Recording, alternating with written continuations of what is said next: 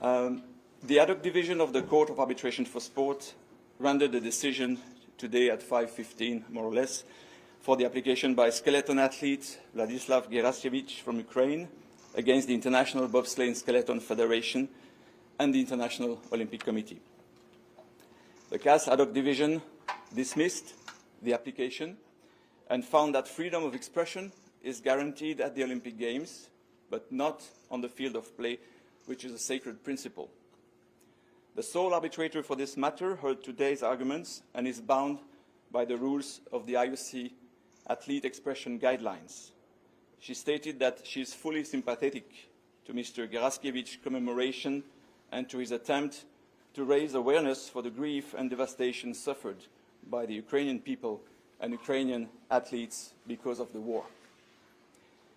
These IOC guidelines state that freedom of expression is a fundamental right of any athlete competing in the Olympic Games, but limit the right to express views during competitions on the field of play. The sole arbitrator notes that the goal of this is to maintain the focus of the Olympic Games on performances and sport, a common interest of all athletes who have worked for years to appear in the Olympic Games and who deserve undivided attention for their sporting success.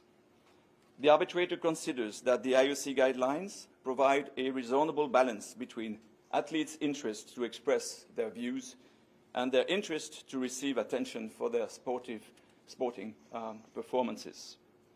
She found the limitations in the guidelines reasonable and proportionate, considering the other possibilities given to athletes to speak, for example, in mixed zones, at press conferences, on social networks.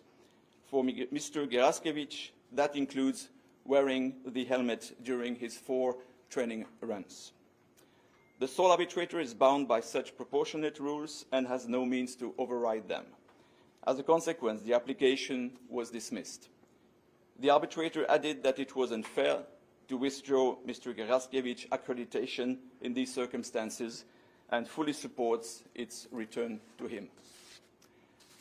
This was an operative decision rendered by CAS without grounds, except the information I have collected from the arbitrator. The full award with reasons will follow a little later, not today, probably not tomorrow. The duration of this CAS procedure was just above 24 hours. It was a very intense exercise, but finally, there is a final decision here.